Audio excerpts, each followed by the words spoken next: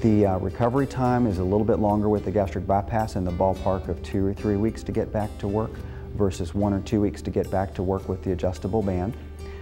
People are in the hospital usually for 2 or 3 nights with the gastric bypass versus usually an outpatient stay for a band. Usually people stay in their own bed at night after the band operation.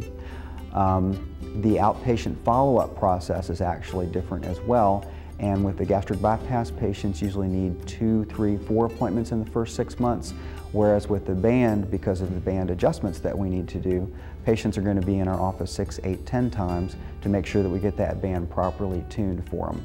And then one big difference with the 2 operations is the dumping syndrome. With the gastric bypass, because of the surgical anatomy, patients cannot handle sugar. And patients will feel physically ill if they eat sugar after a gastric bypass. Now, for a lot of folks, that's a good thing because sugar is a problem for them and sugar is a part of the weight situation.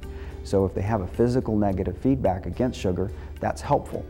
Other people think about the band for them because they don't ever want to think about being sick with the dumping syndrome. And that's okay. As long as the patient is going to work with either one of the operations, for us, that's a perfectly acceptable situation. There are just 1 or 2 situations where we think that the band is probably not as good a choice, and those situations are if the patient has really, really bad heartburn and reflux so that the esophagus, the swallowing tube, doesn't work very well. In those situations, we worry that the band will not function well for that patient, and so we probably would not choose a band. And then also, if a patient lives a very long distance from San Antonio, more than about 2 hours drive, we're concerned that it's going to be difficult for patients to come back for the frequent follow-up that's necessary to get that band adjusted or tuned for them, and we find that band results are not as good when there's a great distance.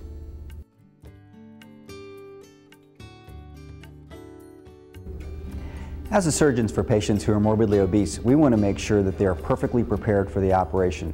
That's really important for getting the best weight loss outcomes and the lowest risk around the surgery also. So we're going to want to look at general things in terms of preparation for surgery, like your heart status and your lung status, make sure that diabetes is under control, and then the other thing is that we're going to want patients to lose some weight before surgery. Now that may sound crazy because as a patient coming for surgery for weight loss, you're thinking, well, I'm only here because I can't lose weight successfully. We understand that, but we want to let you know that when patients are very, very obese, the situation inside the belly is tight, and that makes it hard for the surgeon to move around. That also makes it hard for a person to breathe because they're pushing on their breathing muscles, and the tightness of the abdomen causes pain after surgery as well, or increased pain and delayed recovery. So we're going to want to work with you and have you work with our dietitian staff and make sure that you do lose some weight, maybe 5 pounds or 10 pounds or 15 pounds prior to surgery. You can think of this whole preparation process as being like preparation for some major athletic event. I mean, this is very important in your life. It's as if you're an Olympic competitor getting ready for the Olympics. So it's worth that degree of effort to make sure that you get all of your medical status prepared, make sure you do lose some weight, make sure you exercise, must stop smoking if you smoke, and get yourself in the best shape to handle the surgery and lose the most weight afterwards. Now, there are some other things that we're going to want to do medically to make sure that you're well educated about the surgery. And number 1 is we're going to want you to meet with our dietitian so that you're very well prepared in terms of what you're supposed to do with the diet after the operation. We're also going to want you to meet with our psychology staff. And that's not to find out if you're crazy or not, because our patients aren't any crazier than everybody else walking around. But we do want to make sure that you have exactly the right tools and the best tools to work with the surgery and the lifestyle changes that you'll need after the operation.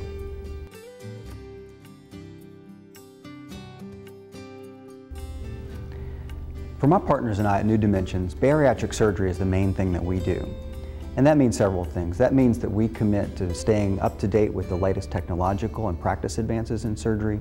It means that we work in the best hospitals, it means that we have the best nurses, and it means that the whole team is committed to the best patient care.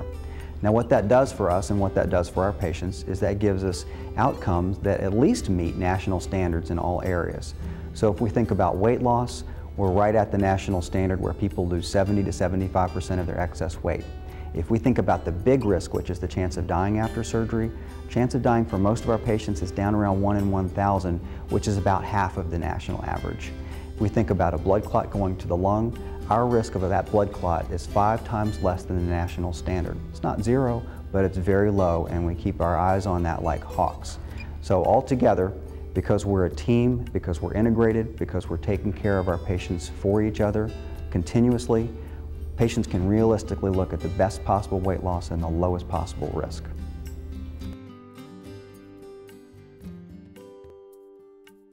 We believe that obesity is a lifetime disease.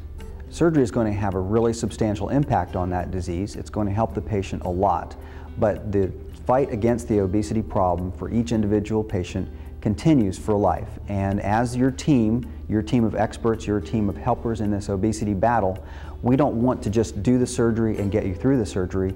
We want to make sure that you make the best use of the surgery and control your life or modify your life in a way that's going to get you to the best, lowest weight and the healthiest weight for life.